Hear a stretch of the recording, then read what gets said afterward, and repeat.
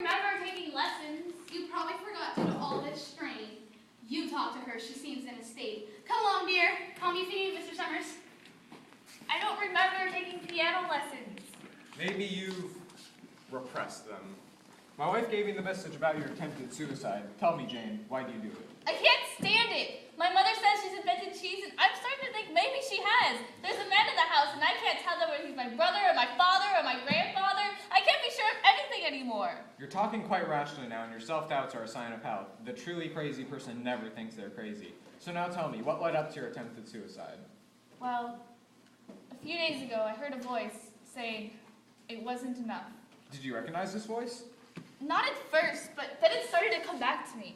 When I was 8 years old, someone took me to a theater with lots of other children. We had come to see a production of Peter Pan, and I remember something seemed wrong with the whole production. Odd things kept happening. Like, when the children would fly, the ropes kept breaking, and the actors would come thumping to the ground, and they'd have to be carried off by the stagehands.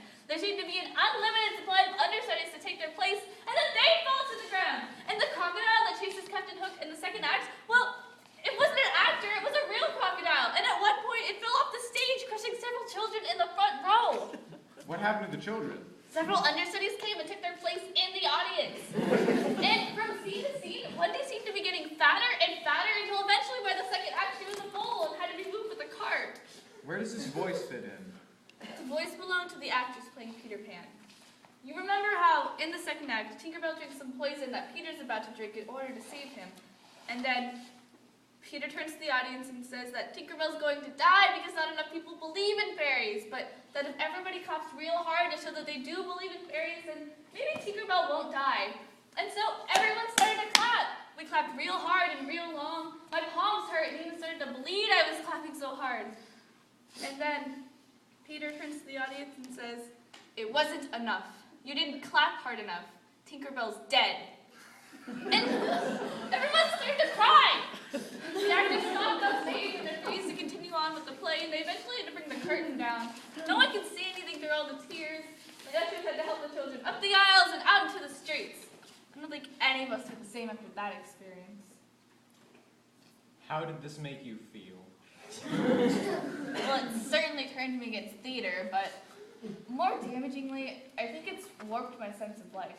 You know, nothing seems worth trying if Tinkerbell's just going to die. So you wanted to die, like Tinkerbell? Yes. Jane, I have to go now. I have to take my wife to the hospital briefly this afternoon, but I want you to hold on. I think you're going to be okay, but I think you need a complete rest. So when I get back, I think we should maybe talk about putting you somewhere for a while. You mean committing me? No, this would be a completely temporary thing, just a rest home. Tinkerbell just needs her batteries recharged, that's all. So you just make your mind a blank and try and stay quiet until I return. Thank you. I won't talk till you come back. Oh, you're leaving! Won't you have some of my cheese first? No, thank you, Mrs. Fromage. I have to leave now, but could you please see to it that your daughter stays quiet? Oh, you can rely on me. Chin up. Jane, I brought you some sheet music. I thought that maybe if you got set up on where Mellow C was, it might all come back to you. Please leave me alone. I don't know why you've turned against the piano. Well, you know my one love was always the cello. A good daughter doesn't speak to her mother in that tone. I'm sure you didn't mean it. When you're ready to play the piano, you let me know. Oh, the doorbell! Ding dong. Ah, madame! Oh, how nice! I don't think I've introduced you properly. Jane, this is the Count de Rochelet, my new benefactor. How do you do, mademoiselle? My people and I are most anxious for your mother to make a comeback. All the times the people of France say, "Whatever happened to Edith Fromage who gave us the cheese?" It is time she left her solitude and returned back into the spotlight and invented something new. And so I come to your charming mama and I convince her to answer the call of the people of France. Jane, say hello to the Count. Hello? She's sulky because she's forgotten how to play the piano. Ah, Madame Fromage, I love you! Please, I don't want my son or husband to hear. Madame Fromage, I love you. Not now. First, we must invent something new. Have you the ingredients? Oui.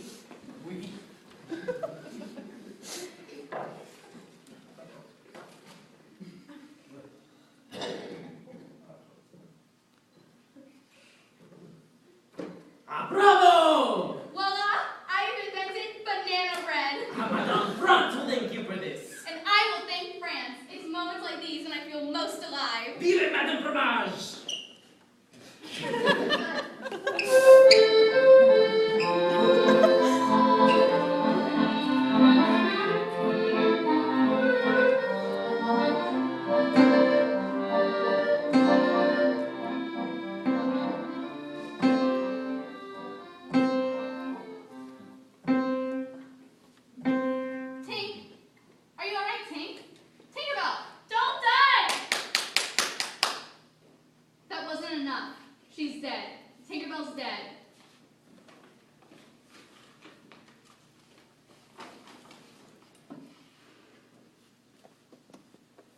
Cuckoo. Cuckoo.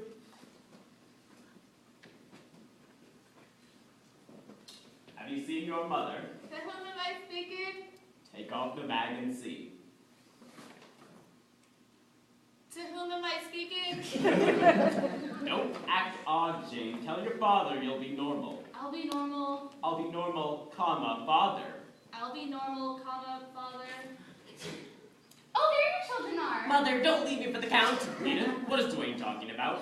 Arthur, I'm sure I don't know. Don't tell your father about the count. But Mother, I love you. Edith, what did you just whisper to Dwayne? Oh, nothing, dear. Just that Granddad's hearing's getting worse. Look, I made banana bread. Aren't you proud? Congratulations, Edith. Gee, Mom. What?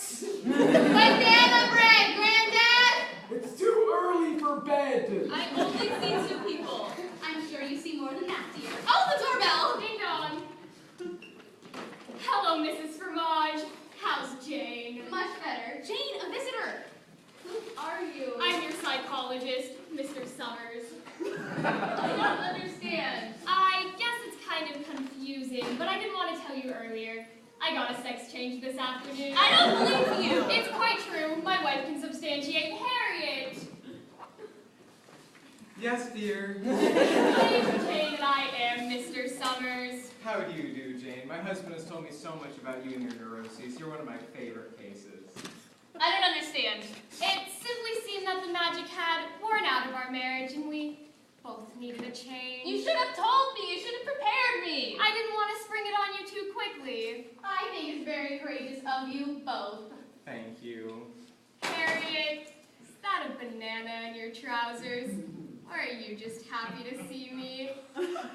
It's a banana. You see, they haven't fitted me with any male appendages yet, so I've been trying everything to get the hang of it.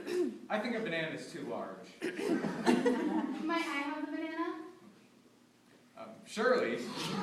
I've been wondering how my patients would react to the change. Mother, I love you. Hush, dear. How dare you? Now, tell me about the dream about the Peter Pan play again. It wasn't a dream. It was a memory from my childhood. Oh, I thought you told me it was a dream. No, I didn't.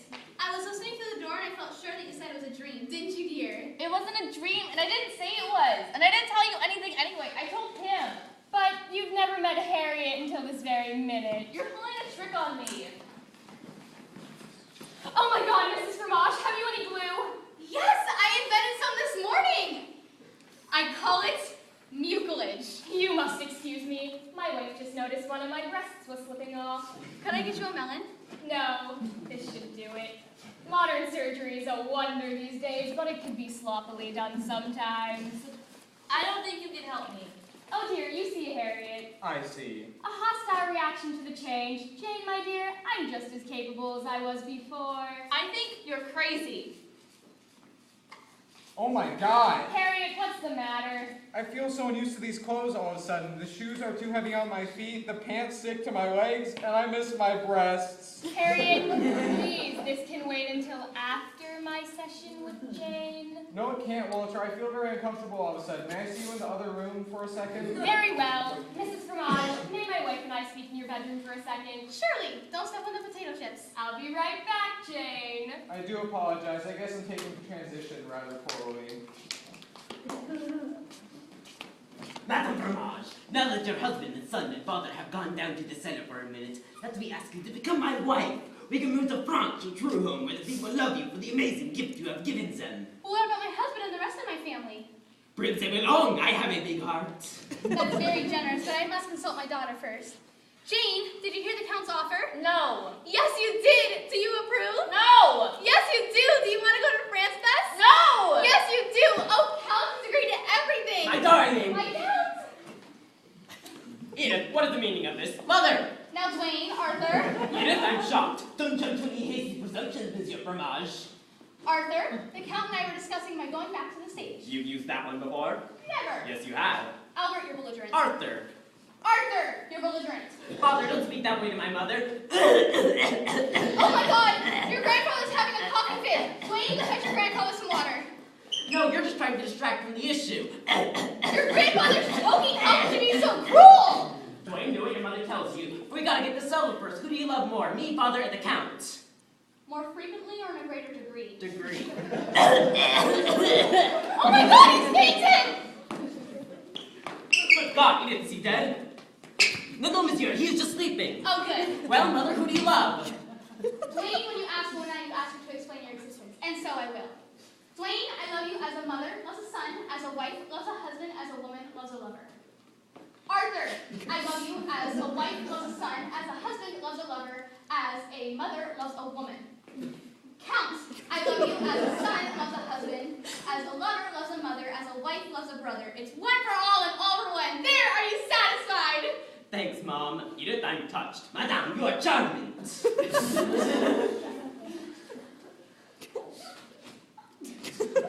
God help me. Now, Jane, there's no need to overreact.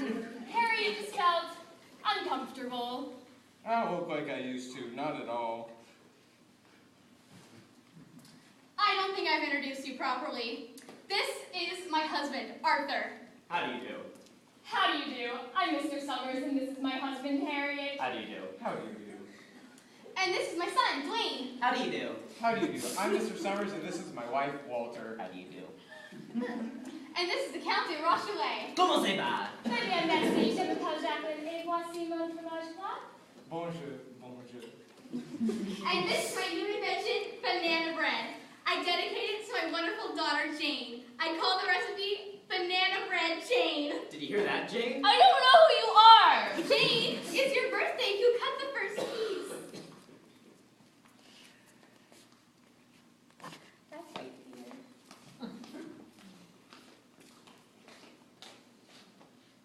Oh, now that's a very inconsiderate thing for you to do. I'm going to have nightmares now. Jane, you upset my wife. I thought she was your husband. Jane, this is my daughter, Jane. How do you do? How do you do? How do you do? I don't understand. Which one's Jane? You don't play games. You know which one. No, I don't.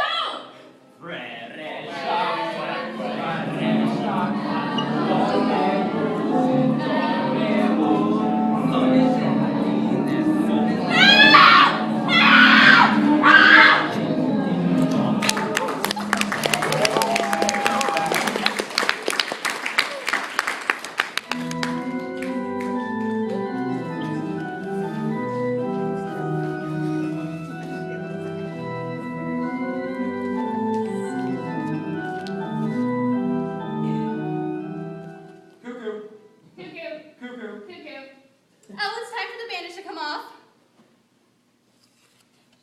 How are you, Jane? Jane, how are you? Jane isn't here. Oh, then who are you? I'm Jane's mother. Nice to meet you. I'm Edith Fromage. I invented cheese and banana bread. I'm Emily Carrot, and I discovered radium in carrots. Oh, that's the last time I'm putting them in a salad. Untie me. Surely, Emily. I was about to make something good to eat for my husband, lover, father, and son. They're tired of cheese and banana bread. Won't you help me make something to eat? Yes, Edith. What should we make? Let's make a child. I don't think I have a big enough bowl. Well, that's all right. We don't have to put the yeast in. We'll make a small child. Oh, fine. What ingredients do we need? Cheese and banana bread. I have that. Lots of eggs. Lots of eggs. Oh. Olives for the eyes. Olives.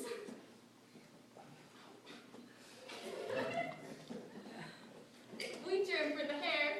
Oh, really? I didn't know that. Oh, yes. When I was in Germany, we made the most beautiful children with wheat germ hair. Emily, dear, Yes. welcome home. At this point, it seems in order to offer the psychological key to this afternoon's performance, Jane's request for your carrots, indicated by her refusal to acknowledge her proper surname, mirrored a disorder in her libidinous regions. Which in turn made her unable to distinguish between her her brother, her father, and her grandfather, as long as she could not recognize to whom she was speaking. She would not have to react to them sexually. When Jane released the forces of her libido by whacking off the banana bread, She freed her imprisoned personality, and enabled herself to face her festering, competition. with her mother.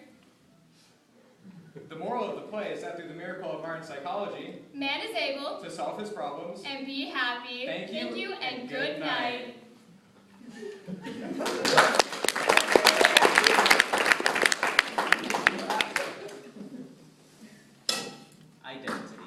Identity, you dentity, he, she, or it, dentity, identity, You identity, he, she, or it.